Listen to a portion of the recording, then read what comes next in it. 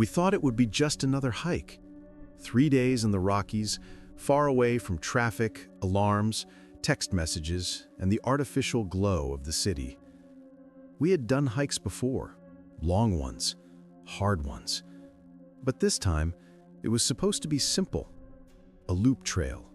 Just 3 friends camping under the stars. There were 3 of us.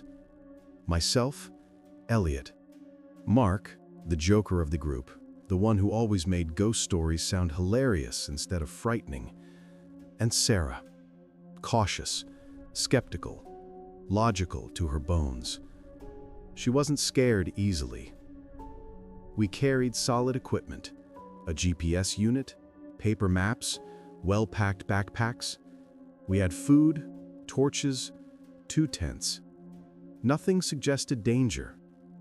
Nothing, except maybe the way the mountains looked that afternoon, stretching dark against a pale sky that promised an early frost. Day 1 was uneventful. We shared stories, laughed, and dozed by the campfire. I remember the warmth, the sparks floating into the night like fireflies. If we could have frozen that moment forever, we'd have been safe. On the second day, we trekked toward a canyon. A massive wall of rock split open into a jagged, dark wound in the mountain. The map showed the place, but hardly marked it. Just a faint outline, as if even cartographers didn't want to pay it much attention. It drew us in. The shadows inside it seemed to breathe. Mark was first to break the silence. He cupped his hands around his mouth. "Hey!" he shouted. The echo came back crisp, booming, tumbling over itself like laughter. We laughed with it. We tried more. I shouted nonsense words. Sarah tested it with her name. Every sound rebounded with satisfying precision. Echo, just one of those simple mountain joys. But then it began to change. Mark joked something dumb. "I'm the king of the mountain." But before he finished, the canyon cut him off. His own words bounced back early. Too early. We paused. Sarah frowned. I tried again, softly. "Hello?" The canyon's reply was immediate, overlapping, as if it hadn't waited for my voice to stop. "Hello?" Faint, mocking, a fraction of a second too soon. We stared into the darkness, and then came something none of us had said. A single word, my name, whispered back from deep inside the canyon. Elliot. We all laughed at first, shakily, brushing it off as some acoustical trick. Sarah muttered words like concave formation and strange acoustics. Mark said maybe other hikers down there were playing with us. But when night fell, our laughter evaporated. Inside my tent, staring up at nylon fabric, I thought I heard voices outside. Not the crack of twigs, not the distant howl of an animal. Voices. Soft. Calling. Elliot. I held my breath. A rustle. Another voice. Sarah. Then louder. Mark's own voice came back to us. "Hey!" But Mark was lying motionless in his tent, snoring lightly. Sarah whispered through the nylon wall. "Did you hear it too?" I whispered back, "Yes." Mark awoke moments later, blinking in confusion. "Guys, did you call me?" No one had. We barely spoke the rest of the night. Sleep came in fragments, broken by faint whispers. Some outside, some too close, as if directly inside our heads. In the morning, we packed quickly. Mark tried to restore laughter. "We just need coffee," he joked, but his hands trembled slightly when he tightened the straps on his pack. We walked, trying to distance ourselves from the canyon. Hours passed. Autumn sun filtered weakly through branches, but nothing looked right. At lunch, I pulled out our GPS unit. It said we were still standing at the edge of the canyon. Impossible. We had marched at least 6 miles away. We recalibrated, reset, moved a bit further along the ridge. The screen blinked the same. The canyon marker glared at us, as though it clung to us no matter where we went. Sarah sat down hard on a rock. I could see it. She wanted to rationalize, to make sense. But the explanation refused to come. Mark finally muttered, "Then maybe we never really left." No one answered him. Dark again. The forest colder. Our fire seemed smaller. We sat close. No more jokes now. The world beyond the edge of firelight was silent. Unnaturally silent. Even the crickets seemed to have stopped. Then the whispers returned. They crept through the trees in every direction, multiplying. Not only our names now, whole conversations repeated back to us. I heard myself say words I had never spoken. "I will come." Sarah swore she heard me calling her outside, yet I sat right beside her. Mark yelled into the forest in raw frustration, "Show yourself!" The response came instantly, "Show yourself." But the echo wasn't his tone. It was flat, mechanical, as if scraped out of stone.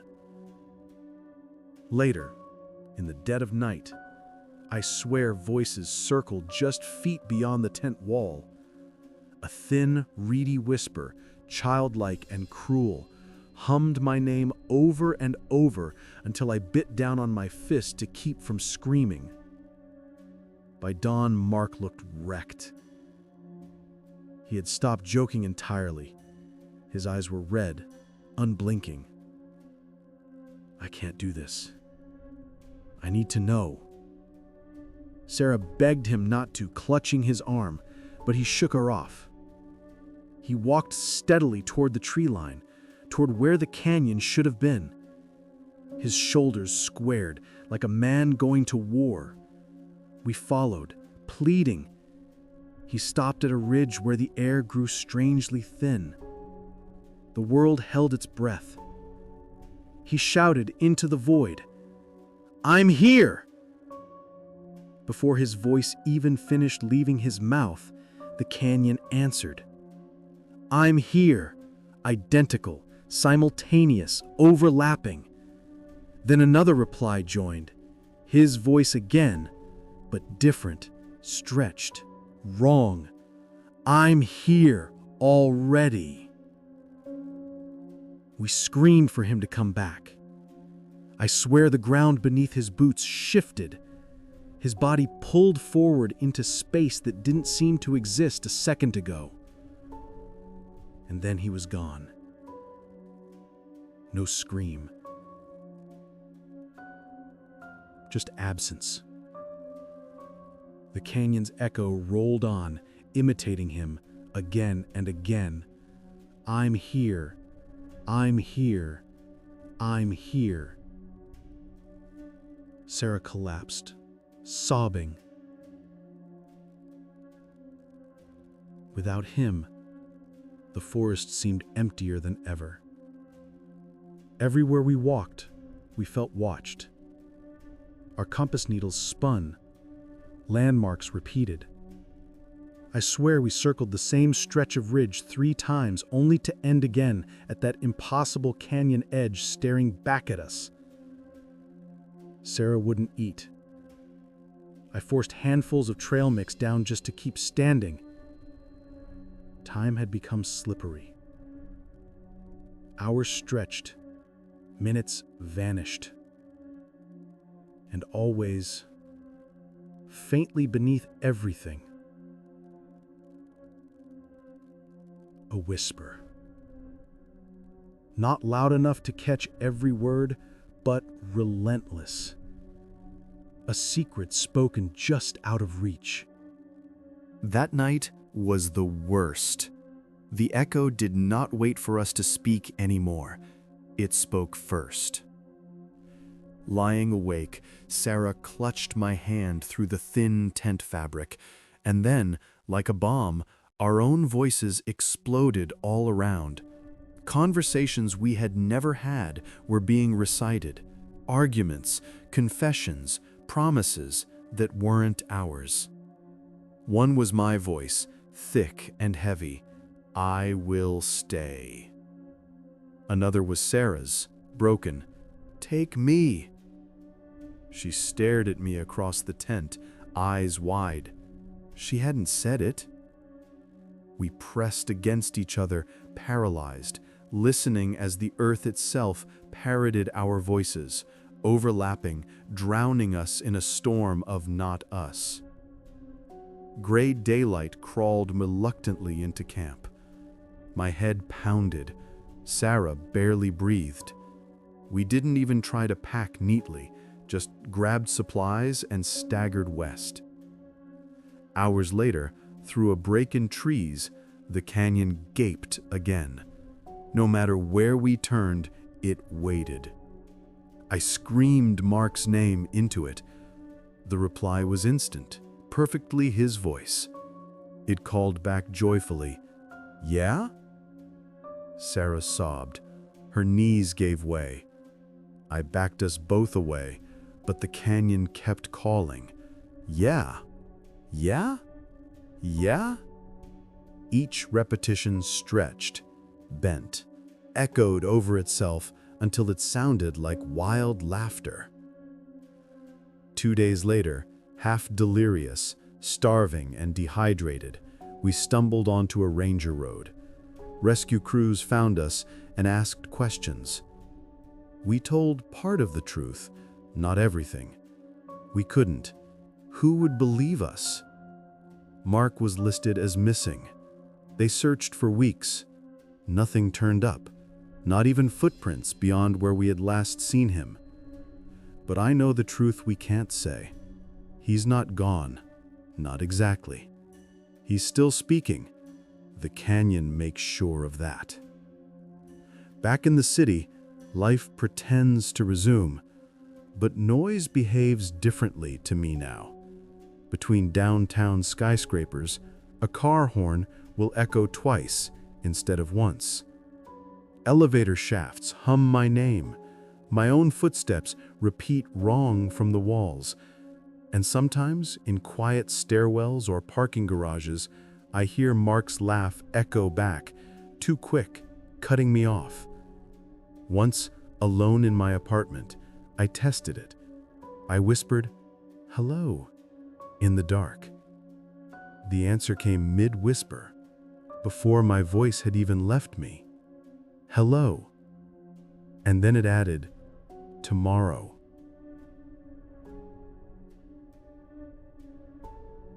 I've always gone hiking in the fall. Some people hate the chill, the gray, the damp earth. But to me, autumn is when the forest has its truest voice. It sighs and sheds. It hunches down like an animal curling in its burrow for the winter. That October, I decided to take a solo trek along a familiar section of the Appalachian Trail. I'd done the Smokies with friends. I had tackled sections in Maine. Solo trips weren't unusual for me, but this one would be different. The morning I set out was quiet. Cold fog clung in the hollows. Leaves slitted under my boots, golden wet, smelling like rot and sweetness at once.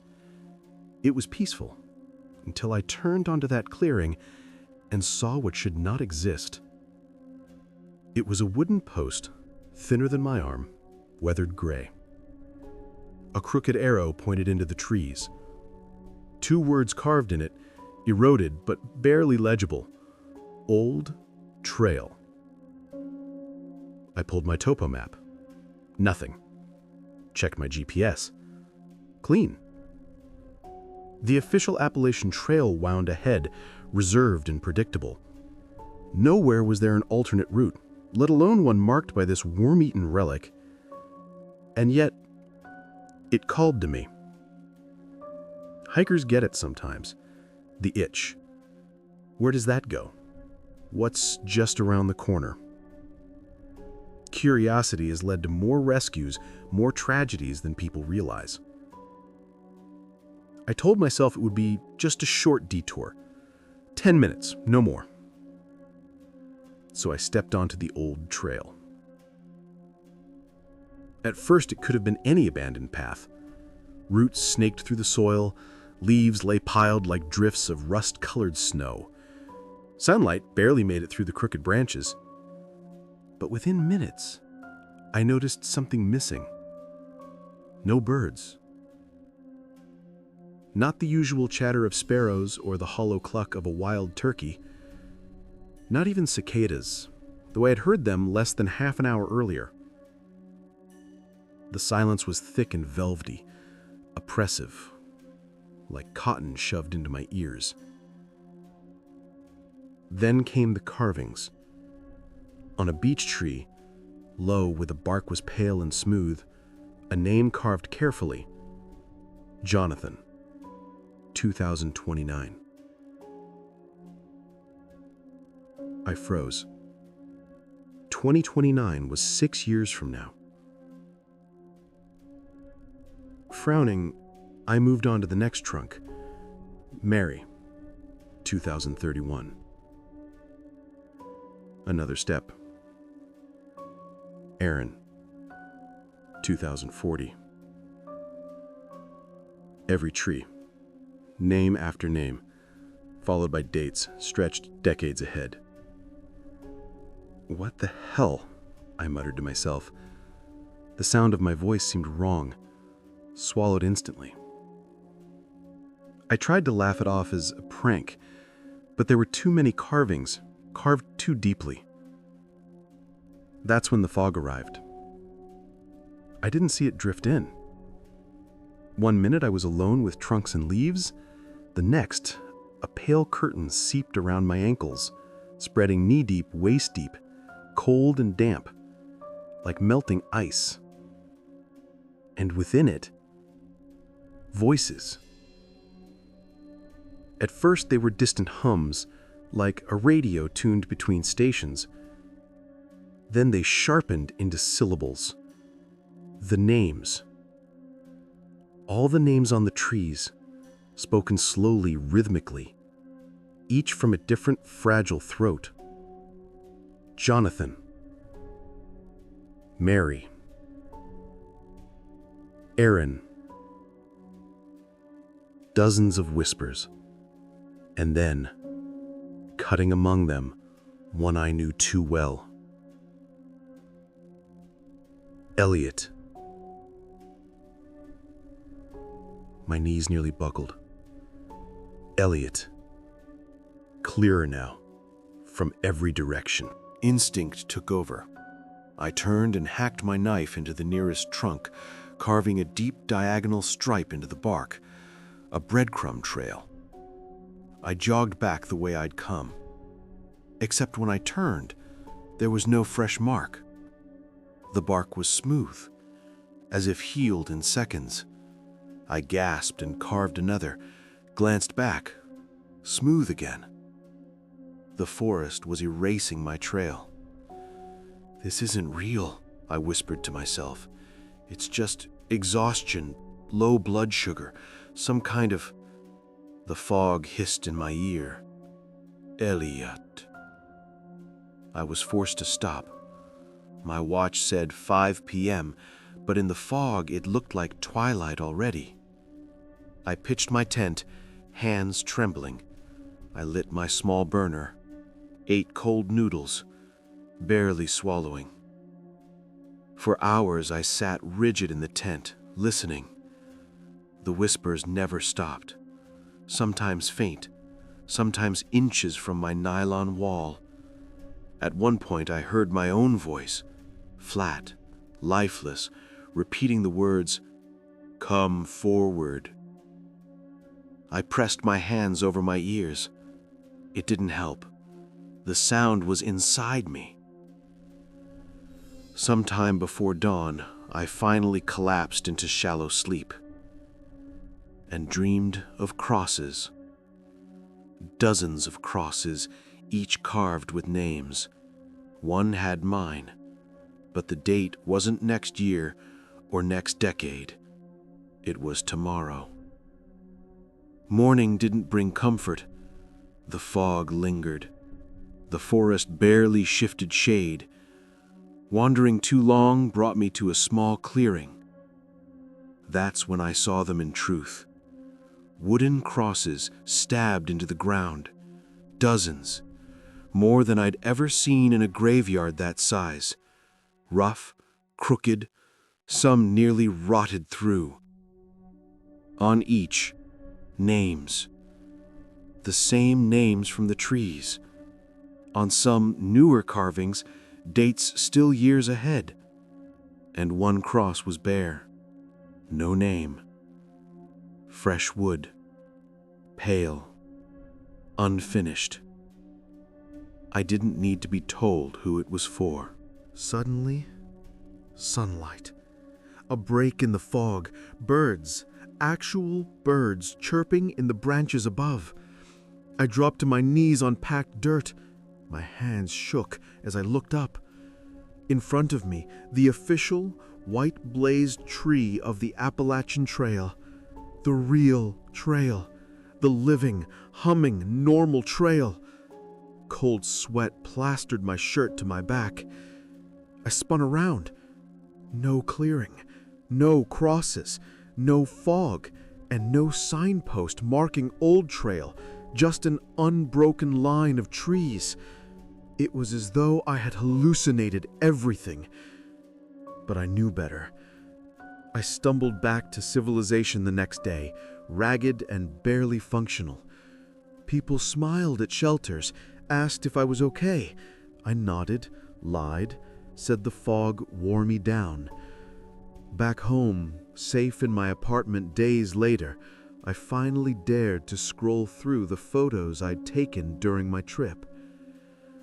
Among the shots of ridgelines, firewood, and morning mist, something new waited. Photos I had not taken. One after another, the carved names filled the frame. Smooth bark, cut with careful hands. Jonathan, 2029. Mary, 2031. Photo after photo. And then, mine. Elliot, 2024.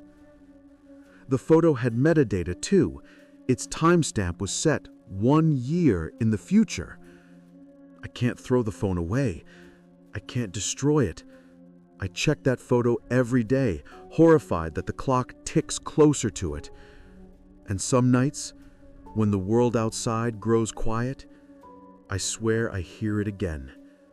A hush, a whisper of voices, calling softly through my apartment walls. Elliot. And a new voice inside it, my own, repeating one phrase endlessly, calmly, like a promise already made. I will stay.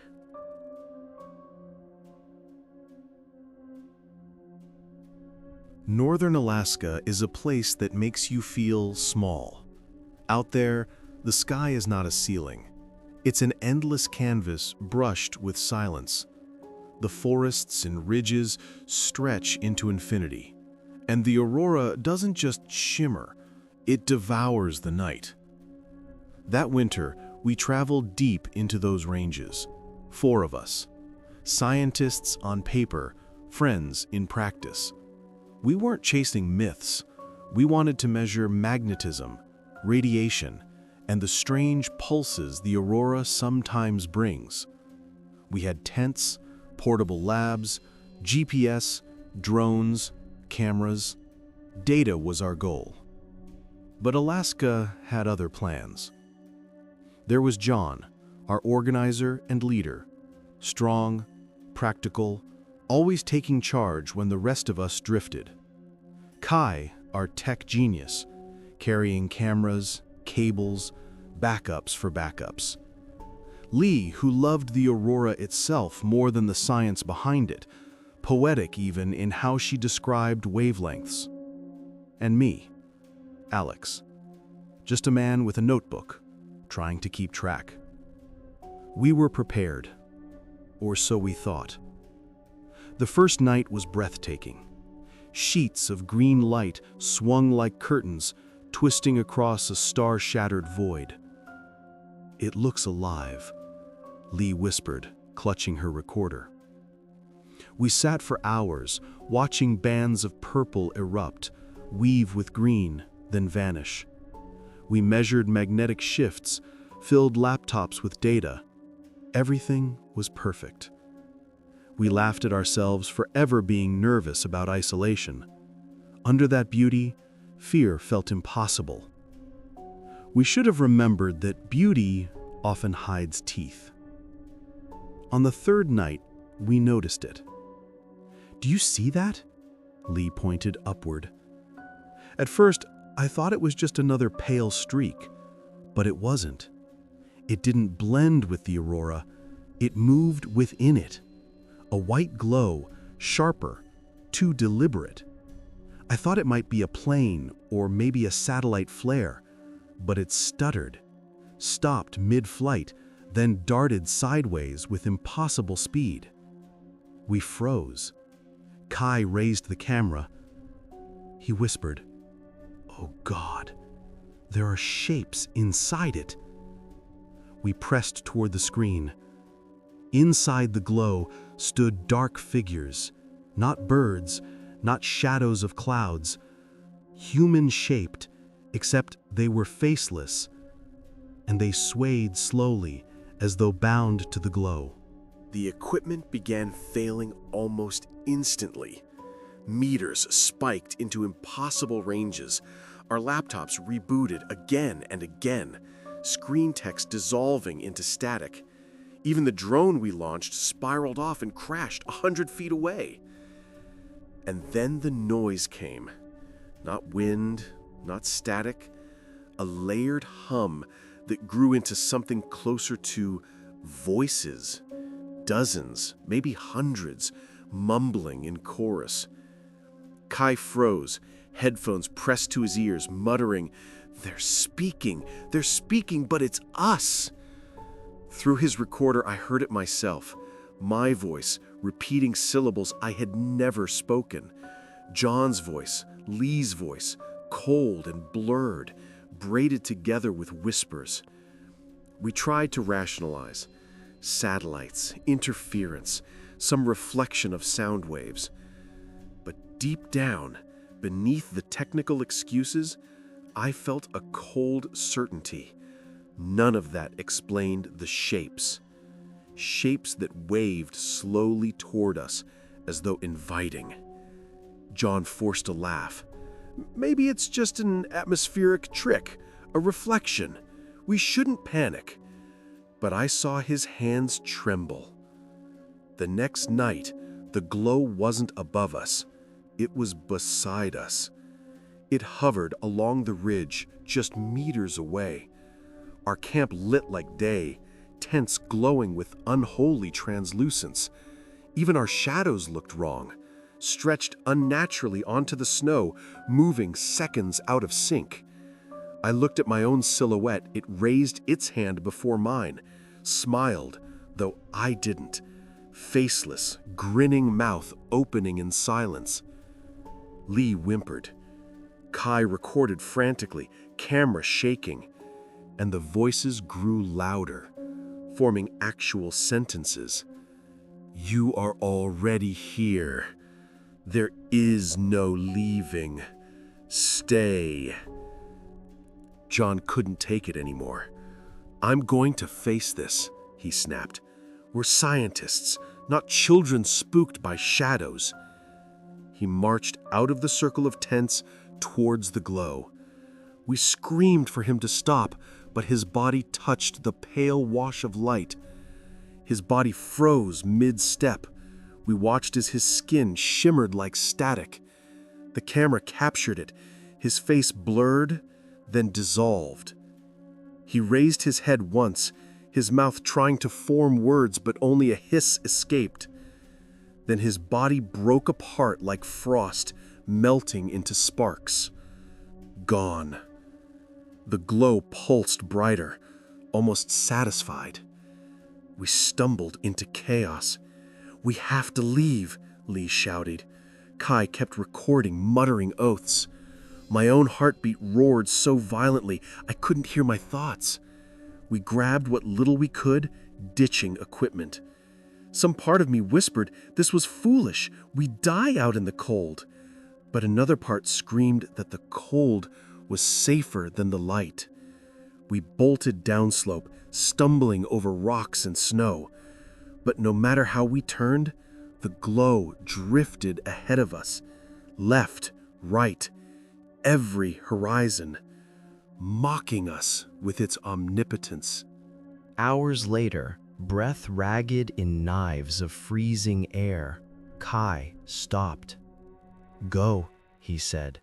His glasses gleamed in the pale shimmer. "If we run together, we'll all die. Let me distract it." I shook my head violently. Lee sobbed. But Kai smiled, a strange, fatalistic smile, and sprinted straight toward the glow. "Take me, then!" he shouted into the northern howl. The glow enveloped him in seconds. His screen fractured into static. Through our tears, we saw his shadow multiply into dozens of silhouettes inside the light, like copies of him, each stretching, twisting, then vanishing. The glow subsided again, pulsing, and only two were left. Lee and I staggered upward, searching for escape, but exhaustion gnawed us hollow. After hours, we found ourselves on a flat plateau. All around us, open sky. Aurora blazed brighter than I had ever seen. Curtains of color crackled, tore the heavens apart. And in the middle, the glow. It rose higher now, massive. Inside, shapes writhed by the hundreds, more than before. I looked, and my stomach dropped. I recognized them. Some were Kai's shadows, some John. Their head tilts, their stance, but nothing of humanity left. Lifeless duplicates waving down at us. And then Lee screamed. Her body stiffened. I reached for her hand, but she was being pulled toward it, not by force, by invitation. She walked forward, calm, luminous. Her hair lifted in invisible wind, her eyes shining blankly. She didn't even resist. A heartbeat later, she was gone, lifted into the ranks of faceless figures. And I stood alone. I don't remember much after. Just running. Just endless running. The night wouldn't end. The glow followed like a second moon. My lungs burned. My vision blurred. At some point, the world went black. I woke in a hospital bed. Whiter walls than snow. A nurse's face hovering, soft, confused. "Found you near dead out there," she said gently. "Couple hunters carried you in. You're lucky." Lucky. The word clawed into me. I asked about my friends. They said no one else was found. The official report read, "Missing in the mountains." Our data, our footage, empty, corrupted. Every file had been wiped to static. Of course. Back in the city, surrounded by hum of heaters and traffic, I still feel its presence. Nights when the aurora can be seen even faintly this far south, I make the mistake of looking up. And each time, I see them, the shapes, the faceless, standing arm in arm, tilting their heads. Sometimes one shadow breaks away in waves. Sometimes, I swear I see a figure dancing, exactly like Kai used to, or John's dance, arms crossed, or Lee's hair drifting weightless. They are still there, waiting. And the voices, they never left me. They hum in quiet spaces, elevators, subways, even in my dreams, always layered, always familiar. And through them all comes her voice, Lee's, calm, soothing, almost kind. You'll come back. You always do. We're waiting. And though I close my ears and shut my eyes, part of me believes she's right.